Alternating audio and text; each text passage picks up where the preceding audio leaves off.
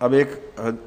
پیشگوئی ہے بنی اسرائیل سے متعلق، وَقُلْنَا مِن بَعْدِهِ لِبَنِي إِسْرَائِيلَ اسْكُنُوا الْأَرْضَ فَإِذَا جَاءَ وَعْدُ الْآخِرَةِ جِئْنَا بِكُمْ لَفِيفًا، کہ جب آخرت کا وعدہ آئے گا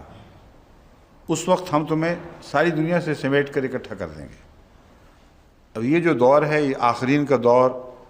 اور قرآن کریم کی صورت جو آخرین کی ہے وہ اس دور کی طرف اشارہ کرتی ہے، مگر آخرہ لفظ جو ہے اس کا مطلب آخر نہیں ہے، بلکہ ایک فرق ہے، اس کو پیش نظر رکھنا چاہیے۔ دور آخرین سے مراد ہے وہ دوسرا دور، اور آخرت کہتے ہیں بعد میں آنے والا۔ تو بعد کے آنے والے زمانے میں جو عجیب باتیں رونما ہونے والی ہیں ان کی پیشگوئیاں کچھ سائنسی ہیں، کچھ مذہبی نوعیت کی ہیں، کچھ سیاسی نوعیت کی ہیں، سب قرآن کریم میں موجود ہیں۔ یہ جو پیشگوئی ہے یہ مذہبی نوعیت کی ایک پیشگوئی ہے، جس میں یہود کے متعلق فرمایا گیا کہ ہم تمہیں تمام دنیا سے اکٹھا کر کے ارض مقدس میں لے آئیں گے۔ اب یہ جو واقعہ ہوا ہے اس میں لوگ کہتے ہیں یہود کی چلاکی، ان کی سازشیں وہ ذریعہ بنے ہیں، جیسا سائنسدان ذریعہ بنتے ہیں، مگر یہ مقدر تھا، قرآن بتا رہا ہے، اس میں کوئی ناممکن تھا اس کو بدل سکتے۔ اب مسلمان علماء کو چاہیے تھا کہ اس آیت کا مطالعہ کر کے ایسی کوششیں نہ کرتے جو تقدیر کو بدلنے کی کوشش ہو، اس سے ان کو نقصان پہنچنا تھا، اور ہر دفعہ جب خدا کی تقدیر سے ٹکرائے ہیں ان کو نقصان پہنچا ہے۔ اس تقدیر کو سمجھ کر وہ کوششیں کرنی چاہیے تھیں جن کا قرآن کریم میں ذکر موجود ہے کہ وہ کوششیں ضرور کامیاب ہونی تھیں، ان کی طرف توجہ نہیں کی۔ تو میں یہ نہیں کہہ رہا کہ ہاتھ توڑ کر بیٹھ رہتے کہ خدا کی تقدیر نے ظاہر ہونا ہے، میں یہ بتا رہا ہوں کہ ایسی مبرم تقدیر تھی جس کے متعلق کوئی تبدیلی ممکن نہیں تھی، لیکن اس کے بعد ایک اور بھی تقدیر مقدر ہے، اس طرف اگر توجہ کرتے تو کم سے کم نقصان پر اسرائیل میں وہ جینا بکم لفیفہ کی پیشگوئی پوری بھی ہو جاتی، اور آخری فیض مسلمان پاتے اور آخری فتح مسلمانوں کو ہوتی۔ وہ ہے وَلَقَدْ كَتَبْنَا فِي الزُّبُورِ، یہ بنی اسرائیل 105 ہے، دوسری آیت ہے الانبیاء 106 107 آیات ہیں دو۔ وَلَقَدْ كَتَبْنَا فِي الزُّبُورِ مِن بَعْدِ الذِّكْرِ أَنَّ الْأَرْضَ يَرِثُهَا عِبَادِيَ الصَّالِحُونَ إِنَّ فِي هَذَا لَبَلَاغًا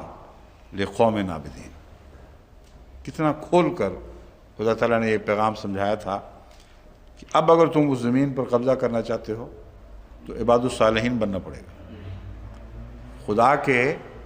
پاک نیک بندے بنو گے تو یہ زمین ملے گی، ورنہ نہیں ملے گی، جو مرضی زور لگا لو۔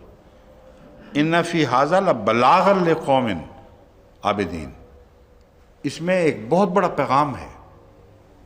وہ خدا کے بندے جو محمد رسول اللہ کی امت میں ہیں، عابدین کہلاتے ہیں، ان کے لیے اس میں ایک بہت بڑا پیغام ہے، ایک عظیم پیغام ہے، بلاغن۔ اس کو سمجھیں گے تو فائدہ اٹھائیں گے، نہیں سمجھیں گے